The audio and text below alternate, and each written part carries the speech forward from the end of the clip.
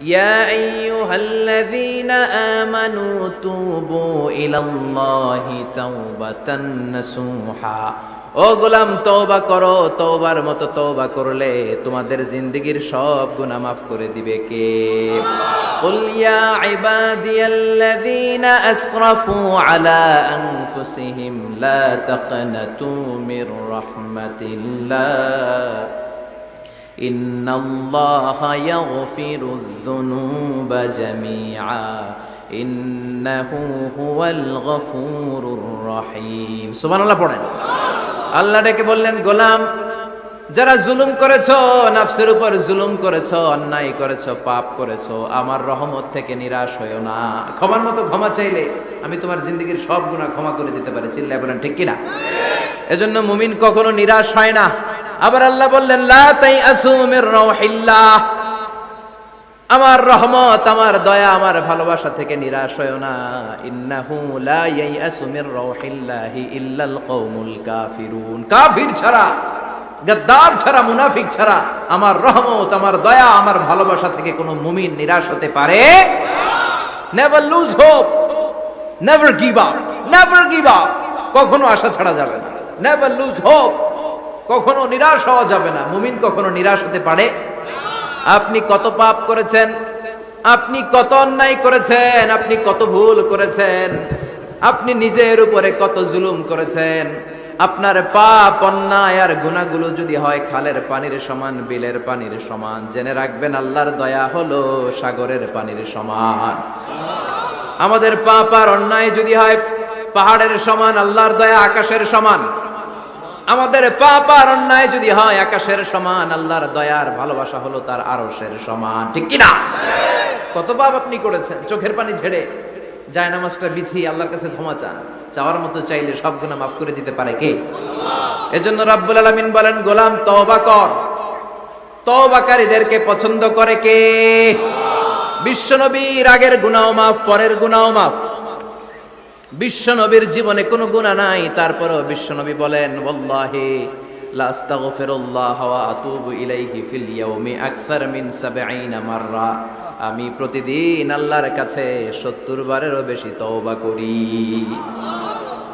পাপ নাই, কোনো গুনাহ নাই, মাসুম নবী, তারপরেও বিশ্বনবী প্রতিদিন তওবার ইস্তিগফার করতেন কয়বার? ৭০ বার। আপনি পড়েন কয়বার? আমি পড়ি কয়বার?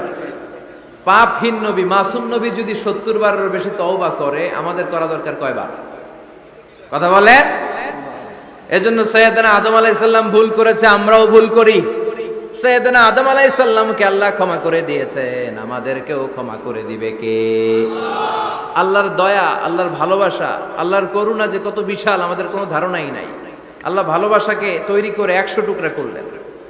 এক টুকরা ভালোবাসা পৃথিবীর সবার মাঝে ঢেলে দিলেন, আর ৯৯ টুকরা ভালোবাসা আল্লাহ তাআলা নিজের মধ্যে রেখে দিলেন। ওই এক টুকরা ভালোবাসার ছিটে ফোটা পেয়ে আমাদের মধ্যে ভালোবাসার ঠেলা কি দেখছেন? এক টুকরা না দিয়ে যদি আল্লাহ ২০ টুকরা দিত, যদি ৫০ টুকরা দিত, তাহলে প্রতিদিনই ১৪ই ফেব্রুয়ারি হয়ে যেত। কথা বলেন। আর কয়দিন বাকি? হ্যাঁ, ১৪ই ফেব্রুয়ারি বিশ্ব ভালোবাসা, বিশ্ব বেহায়া দিবস, বিশ্ব গজবের দিবস, অশ্লীলতার দিবস, ধর্ষণের দিবস, নারীদের সম্ভ্রম হারানোর দিবস। চিল্লায় বলেন ঠিক কিনা? এই দিন কোন মুমিন পালন করতে পারে? বাবা যারা এসেছেন, ছেলেদেরকে মেয়েদেরকে সাবধান করেন। ওই দিন যেন আপনার ছেলে মেয়ে ৫ ওয়াক্ত সালাত জামাতের সাথে পড়ে। ওই দিন যেন আল্লাহর কোরআন তেলাওয়াত করে আল্লাহর কাছ থেকে ক্ষমা চেয়ে নেয়। এই দিনগুলো আমাদের জন্য নয়, এগুলো পাশ্চাত্যের লোকেরা পালন করে, যাদের মধ্যে কোনো ভালোবাসা নাই, যাদের মধ্যে কোনো মায়া মহব্বত নাই, যাদের মধ্যে কোনো দরদ নাই। এই জন্য তারা বছরের একটা দিনকে ভালোবাসা দিবস হিসেবে পালন করে। আমাদের তো সব সময় ভালোবাসা, আমাদের সকালেও ভালোবাসা আছে না নাই? দুপুরে আছে না নাই? রাত্রিবেলা আছে না নাই? তাহাজ্জুদের জায়নামাজেও আমাদের ভালোবাসা আছে না নাই? রাসূল আমার ভালোবাসা, রাসূল আমার আলো আশা, রাসূল আমার প্রেম বিরহের মূল আলোচনা, রাসূল আমার কাজে কর্মের অনুপ্রেরণা। সুবহানাল্লাহ পড়েন। আমাদের সব সময়ের ভালোবাসা, আমাদের ভালোবাসার জন্য দিবস পালন করতে হয় না, প্রতিটা মুহূর্ত আমাদের ভালোবাসা দিয়ে হৃদয়টাকে সমৃদ্ধ করে দিয়েছে কে? এজন্য আল্লাহ ডেকে বললেন, গোলাম ভালোবাসা তৈরির পরে আমি 100 টুকরা করলাম, এক টুকরা ভালোবাসা বিশ্বের সব মানুষের মধ্যে ঢেলে দিলাম, 99 টুকরা ভালোবাসা আমি আল্লাহ নিজের মধ্যে রেখে দিলাম। দেখেন, এক টুকরা ভালোবাসা পেয়ে আমাদের মধ্যে কত ভালোবাসা বাসে। ভালোবাসার গান আছে না নাই? নাটক আছে না নাই? উপন্যাস আছে না নাই? ভালোবাসার ফিল্ম আছে না নাই? আহা, হাজবেন্ডের জন্য ওয়াইফের ভালোবাসা, বন্ধুর জন্য বন্ধুর ভালোবাসা, আবার গার্লফ্রেন্ডের জন্য বয়ফ্রেন্ডের ভালোবাসা আছে না নাই? আমরা কি এই ভালোবাসা করব? ভালোবাসা সব হবে বিয়ের পরে। চিল্লায় বলেন ঠিক কিনা? আপনি আপনার হাত স্ত্রীর হাতের সাথে মিলালে 2 হাতের সগীরা গুনাহ মাফ করে দেয় কে? আপনি আপনার নজরটা স্ত্রীর চেহারার দিকে ফেললে চোখের সগীরা গুনাহ মাফ করে দেয় কে? আবার বিশ্বনবী বললেন, শীতের রাতে এক কম্বলের নিচে যখন তোমরা শুয়ে থাকো তখনও তোমাদের আমলনামাটা সওয়াব দিয়ে পূর্ণ করে দেয় কে? কি সুন্দর ইসলাম! What a balanced religion we have got from our lord. আল্লাহর কাছ থেকে কি ভারসাম্যপূর্ণ জীবন বিধান আমরা পেয়েছি। পরকিয়া করলে গুনাহ, আর স্ত্রীর সাথে ভালোবাসা প্রকাশ করলে সওয়াব আছে না নাই? আপনি ভালোবাসার কথা স্ত্রীকে বলবেন, স্ত্রীর প্রশংসা করবেন, তার সাথে খুনসুটি করবেন, সওয়াব আছে না নাই? কিন্তু ভাবির সাথে করলে গুনাহ আছে না নাই? শালীর সাথে করলে, কাজিনের সাথে করলে। আল্লাহ তুমি বুঝার তৌফিক দাও। ভালোবাসা তিনি 100 টুকরা করে সবার মধ্যে ঢেলে দিলেন, 1 টুকরা নিজের মধ্যে রাখলেন 99 টুকরা। এরপরও কত ভালোবাসার উপমা গোটা বিশ্বব্যাপী। প্রাণীদের মধ্যে আল্লাহ ভালোবাসা দিলেন। দেখবেন মুরগির বাচ্চা নিয়ে যখন মা মুরগিটা হাঁটে, ছোট বাচ্চাটা ধরা যায় না, ধরতে গেলেই লাফিয়ে কামড়াতে আসে, ঠিক কিনা? বাছুরের গায়ে হাত দেয়া যায় না, গাভী রেগে যায়। ছেলের জন্য ছেলেকে বাঁচাতে যে বাবা অ্যাক্সিডেন্ট করে মরে যায়, কলিজার টুকরা মেয়েটারে বাঁচানোর জন্য মা মরে যায়, আছে না নাই? আমি নিজে পেপার কাটিং এ পড়েছি, বন্যার পানিতে পানি খেতে খেতে মা শেষ।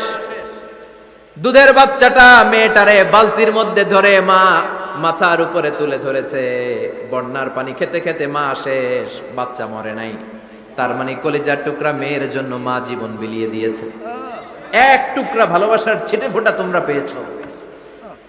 সাইয়েদনা আদম থেকে শুরু করে up to the day of judgement, কিয়ামত পর্যন্ত সবাই মিলে আমরা ভাগে যুগে কয় টুকরা? কথা বলেন। আর আল্লাহ নিজের কাছে রেখে দিয়েছেন কয় টুকরা? তাহলে ভালোবাসা আল্লাহর বেশি না কম?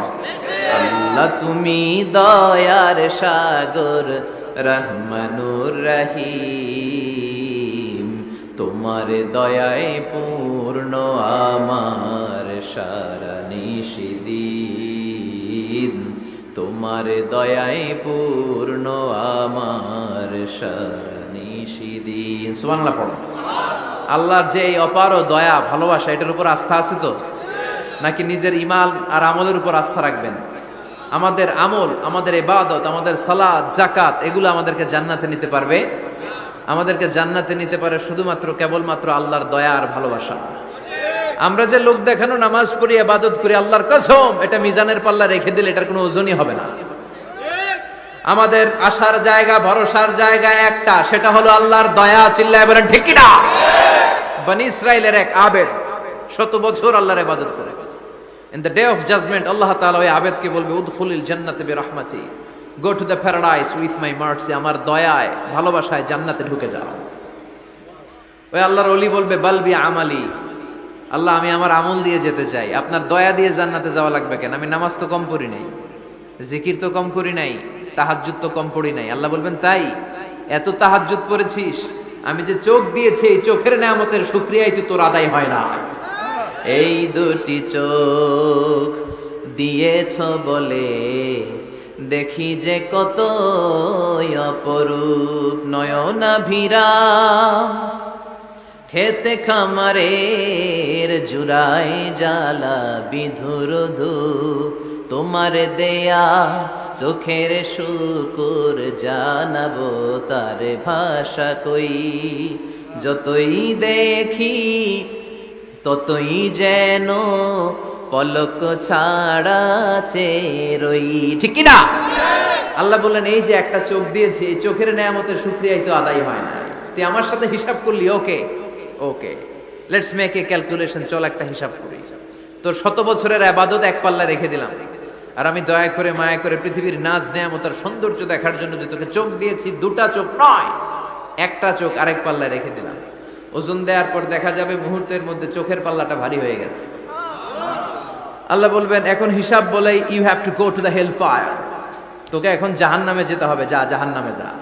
এবার আল্লাহর ওলি বলবে, আল্লাহ মাফ চাই, দোয়াও চাই, জাহান্নামে যেতে পারবো না, আল্লাহ তুমি আমারে মাফ করে দাও। আল্লাহ বলবেন now you are on the right track, এখন তুমি লাইনে আসছো মিয়া, এতক্ষণ বেলাইনে কথা বলতেছিলা। আমার দয়া, আমার রহমত, আমার ভালোবাসা ছাড়া কশ্চিন কালেও কেউ জান্নাতে ঢুকতে পারবে। আল্লাহ তখন তারে বলবেন উদখুলুল জান্নাতা বিরাহমাতি, go to the paradise with my mercy, আমার দয়ায় এখন তুমি জান্নাতে ঢুকে যাও। চিল্লায় পড়েন সুবহানাল্লাহ। এজন্য মানুষ মাত্রই ভুল হবে, অন্যায় হবে। ভুল করা, পাপ করা, অন্যায় করা এটা দোষের কিছু না, কিন্তু পাপের উপর স্থায়ী থাকা হলো দোষের, ঠিক কিনা? শয়তান ভুল করেছে, অন্যায় করেছে, সাথে সাথে যদি শয়তান তওবা করতো, ইবলিস রেও মাফ করে দিত কে? কিন্তু সে মাফ চায় নাই। শয়তান আর ইনসান, এই দুইয়ের মধ্যে মৌলিক পার্থক্য হচ্ছে এটা, শয়তান পাপ করে পাপের উপর স্থির থাকে, আর আমরা পাপ করে মাফ চাই কার কাছে? আমাদের জন্য মাফ চাওয়ার দরজা খোলা আছে না নাই? সকালে গুনাহ করছি, দুপুরে মাফ করে দিবে কে? দুপুরে পাপ করছি, রাতে মাফ চাইলে ক্ষমা করে দিবে কে? 24/7 সব সময় এই মাফ চাওয়ার দরজাটা খোলা আছে না নাই? শুধুমাত্র কেবলমাত্র দুইটা সময় আল্লাহ তাআলা তওবা কবুল করে না। এক হচ্ছে বাদাল গারগারা, বাদাল গারগারা, মালাকুল মাউত যখন এসে রূহ ধরে টান দেয়, তখন গলায় গরগর গরগর শব্দ হয়। মালাকুল মাউতকে দেখে ফেললে আর তওবার কোনো সুযোগ নেই। সাইয়েদনা মুসা আলাইহিস সালাম তার চাচাতো ভাই কারুনকে বলেছিল সম্পদের যাকাত দাও, এ সম্পদ আল্লাহ দিয়েছে। কারণ বলে আল্লাহ দেয় না, ইন্নামা উতিতুহু আলা ইলমিন ইনদি, আমি আমার ইন্টেলেক্ট, আমার সৃজনশীলতা, আমার বুদ্ধিমত্তা খাটিয়ে সম্পদ উপার্জন করেছি, আমি যাকাত দিব না। মুসা আলাইহিস সালাম বললেন তাহলে আযাবের অপেক্ষা করো। কারণ বলল পারলে আযাব নিয়ে আসো। রব্বুল আলামিন বললেন ফাকাসাফনা বিহি ওয়া বিদারিহিল আরদ, ও মুসা নিরাপদ দূরত্বে তুমি সরে যাও, আমি এখনই কারুনকে তার সব সম্পদ সহ জামিনের মধ্যে দাবিয়ে দেব। কারণ তার সম্পদ সহ জামিনে দেবে যেতে লাগলো। আমি জায়গাটা নিজে দেখে এসেছি। মিশরের রাজধানী কায়রো থেকে 120 কিলো দূরে ফাইউম নামে একটা জেলা আছে, ওই জেলায় বহাইরা কারুন, কারণের সব সম্পত্তি আল্লাহ জামিনে দাবিয়ে দিয়েছে। হাঁটু পর্যন্ত দেবে যায়, সে ভেবেছে আমি বেঁচে যাব, কোমর পর্যন্ত দেবে গিয়েছে, বেঁচে যাব, গলা পর্যন্ত যখন দেবে গিয়েছে আর বাঁচার সুযোগ নাই। কারণ কয় মুসা সব সম্পত্তি তোরে আর তোর আল্লাহরে দিয়ে দিলাম, আমারে বাঁচা, আমারে বাঁচা, আমি তওবা করলাম। তখন কি তওবার সময় আছে? কথা কন, বাদাল গারগারা, মালাকুল মাউত যখন দেখে ফেলবেন তখন তওবার সুযোগ আছে। ফেরাউনেরও একই দশা। লোহিত সাগরের পানি খেতে খেতে ফেরাউনের পেটটা যখন এত বড় হয়ে যায়, ফেরাউন হাত তুলে বলে আনা মিনাল মুসলিমিন, আমি মুসলমান। আমি, এটা কোরআনের আয়াত কিন্তু, আনা মিনাল মুসলিমিন, বনি ইসরাইলরা যে আল্লাহর উপর ঈমান এনেছে, আমিও ফেরাউন সে আল্লাহর গোলাম। আল্লাহ বলে দ্য টাইম ইজ আপ, সময় শেষ, এখন তোমার ঈমান কবুল করা হবে। তার মানে বাদাল গারগারা তওবা কবুল হয় না। এই মৃত্যুর গড়গড়ানি আসার আগ পর্যন্ত চোখের পানি ছেড়ে যদি আল্লাহর কাছে ক্ষমা চান, জীবনের সব গুনাহ মাফ করে দিবে কে? শয়তান আল্লাহরে বলল মাবুদ এত জান্নাত বানিয়ে কি লাভ, আপনার একটা বান্দারও জান্নাতে ঢুকাতে পারবেন না, আমারে বানিয়েছেন জাহান্নামী, আমি আমার সর্বোচ্চ চেষ্টা দিয়ে আপনার সবগুলা বান্দারে জামাতে জাহান্নামে নিয়ে একসাথে ঢুকবো, পারলে জাহান্নাম আরো কয়েকটা বাড়িয়ে বানান। আল্লাহ বললেন কেন কেন? শয়তান বলে লা আকুদান্না লাহুম সিরাতাকাল মুস্তাকিম, আপনার বান্দা জামাতে নামাজ পড়তে যেতে চাইবে, ওখান থেকে ধোকার ওয়াসওয়াসা দিয়ে আমি গানের কনসার্টে নিয়ে যাব, তাফসীর মাহফিলে কোরআন শুনতে যেতে চাইবে, ধোকা দিয়ে আমি মদের আড্ডাখানায় নিয়ে যাব, ওয়ালা তাজিদু আকসারাহুম শাকিরিন, একটারেও জান্নাতে ঢুকাতে পারবেন না। চ্যালেঞ্জ দিলাম। আল্লাহ বলল শয়তান তুই আমারে চ্যালেঞ্জ দেস, আমি তো সব রাজার বড় রাজা, মহারাজা, আমার সাথে তো কেউ চ্যালেঞ্জ দিয়ে টিকতে পারে না। চিল্লা এখন ঠিক কিনা?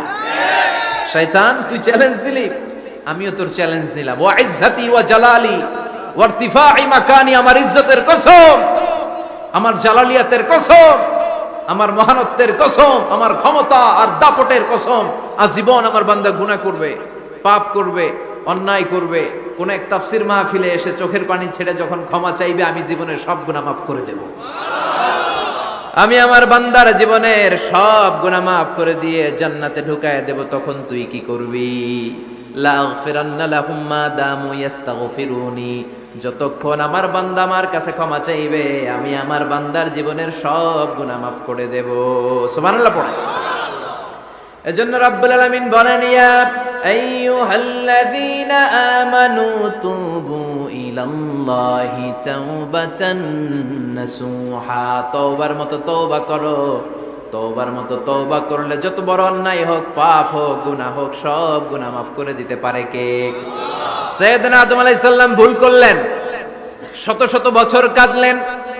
আল্লাহ বললেন, ও আদম, কিছু বাক্য তোমারে শিখিয়ে দে, এই বাক্য দিয়ে তুমি আমার কাছে তওবা করো, তোমার তওবা কবুল করে নেব।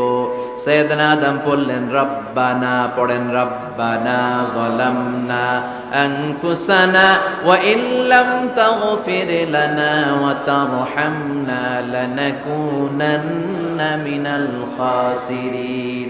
ও আল্লাহ, আমি জুলুম করেছি নফসের উপর, ভুল করেছি, অন্যায় করেছি, অপরাধ করেছি, আপনি যদি ক্ষমা না করেন আমি শেষ হয়ে যাব। লানাকুনান্না মিনাল খাসিরিন, আমি ক্ষতিগ্রস্তদের মধ্যে শামিল হয়ে যাব। ঠিক কি না? এই আয়াত দিয়ে, এই দোয়া দিয়ে যখন সাইয়েদনা আদম তাওবা করলেন, মুহূর্তেই তাওবা কবুল করে নিয়েছে কে? আমরাও যদি পাপ করি, অন্যায় করি, আমাদেরও পাপগুলো মোচন করার একজন আছে না নাই? তিনি গাফিরিয যাম কাবিলিত তাওব, ওনার কাজই হচ্ছে গুনাহ মাফ করা। শয়তানের কাজ ওয়াসওয়াসা দেওয়া, আমাদের কাজ পাপ করা, ওনার কাজ মাফ করা।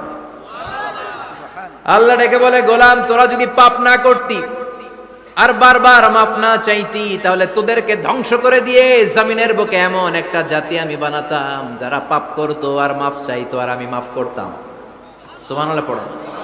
মাফ করতে আল্লাহর বড্ড ভাল লাগে, চোখের পানি দেখতে আল্লাহর বড্ড ভাল লাগে, কায়মনো বাক্যে কেউ দোয়া করছে এই দৃশ্য দেখতে আল্লাহর ভালো লাগে, চিল্লায় বলেন সুবহানাল্লাহ।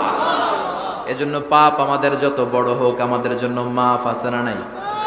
দুইটা সময়ে তাওবা কবুল হয় না। এক নাম্বার হলো বাদাল গারগারা, মালাকুল মাউতকে দেখে ফেলেছেন, রূহ ধরে টান দিবে, তখন তাওবা করলে কবুল হবে। আরেকটা হচ্ছে বাদা তুলুইশ শামসি মিন মাগরিবিহা, কিয়ামতের আগ দিয়ে সূর্য আর পূর্ব দিক থেকে উদিত হবে না, এটা পশ্চিম দিক থেকে উদিত হবে, তখন তওবা করলে কবুল হবে। তখন তওবার দরজাকে বন্ধ করে দিয়েছে কে? এজন্য আমরা যে কোনো পাপই করি না কেন, পাপ হয়েই যেতে পারে, আশা হারানোর কারণ নাই। Never lose hope, never give up. মুমিন কখনো আশা হারায় না, মুমিন কখনো নিরাশ হয় না। মুমিনের আশা ভরসা একটা সত্তার উপরে, চিৎকার করে বলতে হবে, তিনি কে? এজন্য পাপ হওয়ার সাথে সাথে আমরা তওবা করব কার কাছে? বিশ্বনবী বললেন, কিছু কিছু কাজ আছে, এগুলো হয়ে যাওয়ার পরে দেরি করা যায় না। এক নম্বরে নামাজের ওয়াক্ত হলে দেরি করা যায় না, ঠিক কিনা? সালাতে কায়েম করো, সালাতে কায়েম করো, হবে সম্মানী তুমি, হবে জান্নাতি তুমি, হবে সম্মানী তুমি, হবে জান্নাতি তুমি, দিবে কাল হাসরে শীতল ছায়া আরশে আজিম, রব্বিয়াল আলা, রব্বিয়াল আযীম, রব্বিয়াল আলা, রব্বিয়াল আযীম। সুবহানাল্লাহ পড়ো। নামাজের সময় হওয়া মাত্র দেরি নাই। তাজহিজুল মাইয়িত, মারা গেলে লাশ রেখে দেয়া যায় না, তাড়াতাড়ি দাফন করে দাও। নামাজের সময় হলে নামাজ পড়ো, দেরি করো না। মানুষ মারা গেলে দাফন করতে দেরি করো না। বান্দা যদি পাপ করে ফেলে, তওবা করতে দেরি করো। এজন্য পাপ করার সাথে সাথে তওবা করার দরকার আছে না নাই? এখন তওবা যে করব, কোন সিস্টেমে করব? কোন সিস্টেমে? ভুল হওয়া মাত্রই আপনি অনুতপ্ত হয়ে চোখের পানি ছেড়ে আল্লাহর কাছে মাফ চান, আল্লাহর কাছে ক্ষমা চান, এটার নামই তওবা। আমাদের দেশে হুজুর আইনা তওবা পড়ায়, আছে না নাই? আনন্দপুরে এগুলা নাই, আছে না? কয় ইমাম সাহেবরে নিয়ে আয়, খতিব সাহেবরে নিয়ে আয়, হাফেজ সাহেব হুজুরের নিয়ে আয়, তওবা পড়া। না, তওবা পড়ানো লাগে না, আপনার নিজের তওবা আপনি নিজেই পড়বেন। আপনি অনুতপ্ত হয়ে চোখের পানি ছেড়ে আপনার আল্লাহরে ডাক দেন, ডাক দেয়া মাত্র তিনি সাড়া দিবে, চিল্লায় বলেন ঠিক কি না? উলামায়ে ইকরামরা তওবার 5টা শর্ত আরোপ করেছে। এই 5টা শর্তের আলোকে যদি তওবা করেন, মুহূর্তের মধ্যেই তওবা কবুল করে নেবে কে? এক নাম্বার শর্ত হচ্ছে আল ইকরা, acknowledgement. You have to acknowledge that you are the great sinner in the world. এই পৃথিবীর সবচেয়ে বড় পাপী। পাঁচটা শর্তের এক নাম্বার হচ্ছে আপনি স্বীকার জান, আল্লাহ আমার চেয়ে বড় পাপী আকাশের নিচে জমিনের উপরে দ্বিতীয়টা নাই। এমন কোনো পাপ নাই যে আমি করি নাই। আমার চেয়ে নাদান, আমার চেয়ে পিশাচ, আমার চেয়ে বড় পাপী দ্বিতীয়টা কেউ। অ্যাকনলেজ ইউর সিন, আপনি আপনার পাপগুলো স্বীকার করেন। Number 1. Number 2, an-nadam, repentance. You have to be repentant for what you have committed from sins. যে পাপ করেছেন এই পাপের জন্য আপনি লজ্জিত হন। আপনি নিজেকে আল্লাহর কাছে ছোট করে পেশ করেন, আল্লাহরে ডেকে বলেন, আল্লাহ আমি আপনার গোলাম, গোলামের ঘরের গোলাম, বান্দির ঘরের গোলাম, আমারে মাফ করে দেন, আমি লজ্জিত, আমি অনুতপ্ত। তাহলে এক নম্বর শর্ত আপনি ঘোষণা দেন যে আপনি পাপ করেছেন। দুই নম্বর শর্ত আপনাকে অনুতপ্ত হতে হবে যে আল্লাহ আমি পাপ করে ফেলেছি। তিন number, you have to stop what you have committed. যে পাপ আপনি শুরু করেছেন এটা বন্ধ করে দেন। আপনি সুদের জন্য সুদ খাইছেন, আল্লাহর কাছে তওবা করলেন, আবার সুদ খাওয়া চালিয়েও যাচ্ছেন, এই তওবা কবুল হবে? সুদ খাওয়া আগে বন্ধ করেন। আপনি ঘুষ খেয়েছেন, এই ঘুষ খাওয়ার কারণে আপনি আল্লাহর কাছে তওবা করলেন কিন্তু ঘুষ খেয়েই যাচ্ছেন, এই তওবা কবুল হবে? তিন নাম্বার হচ্ছে you have to stop what you have committed. আপনি যেই পাপ করেছেন এটাকে বন্ধ করেন। চার নাম্বার শর্ত, you have to hate what you have committed. আপনি যেই পাপটা করেছেন এটাকে মন থেকে ঘৃণা করেন, ওইটারে মন থেকে ঘৃণা করতে হবে। পাঁচ নাম্বার শর্ত হচ্ছে you have to determine that you never repeat this sin again. আল্লাহর কাছে ওয়াদা দেন, কমিটমেন্ট দেন যে আল্লাহ পারতপক্ষে আমার জীবনে আর এই কাজটা করব। এই পাঁচটা শর্তের আলোকে তওবা করলে কবুল করবে কে? এক নম্বরে স্বীকার জান আল্লাহ আমি পাপী, দুই নম্বরে অনুতপ্ত হন, তিন নম্বরে পাপ কাজটা বন্ধ করে দেন, চার নম্বরে ওই পাপ কাজটাকে মন থেকে ঘৃণা করেন, পাঁচ নম্বরে আল্লাহর কাছে ওয়াদা দেন আর জীবনেও এই পাপ করব না। এই পাঁচটা শর্তের আলোকে যদি তওবা করেন আপনার তওবা কবুল করে নিবে কে?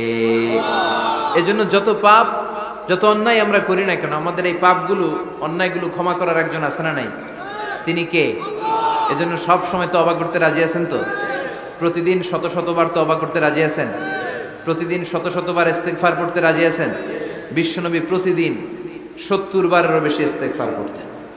শুধু টয়লেটে যে মুহূর্তে থাকতেন ওই মুহূর্তে পড়তেন না, টয়লেটে ঢোকার মুহূর্তে বিশ্বনবী ইস্তেগফার পড়তে পারতেন না, তাই টয়লেট থেকে বেরোয়েই তিনি ইস্তেগফার পড়তেন। তিনি পড়তেন গফরানাক। কি পড়তেন? গফরানাক মানে হলো আস্তাগফিরুল্লাহ। গফরানাক মানে কি? গফরানাক মানে আল্লাহ আমি আপনার ক্ষমা চাই, মানে আস্তাগফিরুল্লাহ। আবার বিশ্বনবী বলতেন মান লাযামাল ইস্তিগফার জাআলাল্লাহু লাহু মিন কুল্লি দিকিন মাখরাজা। যে ব্যক্তি সব সময় ইস্তেগফারের সাথে লেগে থাকে তাকে সব সময় বিপদ থেকে মুক্তি দিবে কে? আমাদের জীবনে বিপদ আছে না নাই? কত ধরনের বিপদ।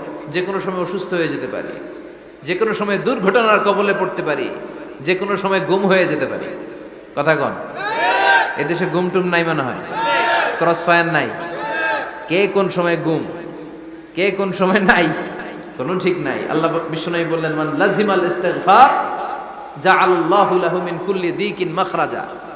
সব সময় যে ইস্তেগফারের সাথে আঠার মতো লেগে থাকবে আল্লাহ তাআলা তাকে বিপদ থেকে সব সময় মুক্তি দান করবেন। সুবহানাল্লাহ পড়েন।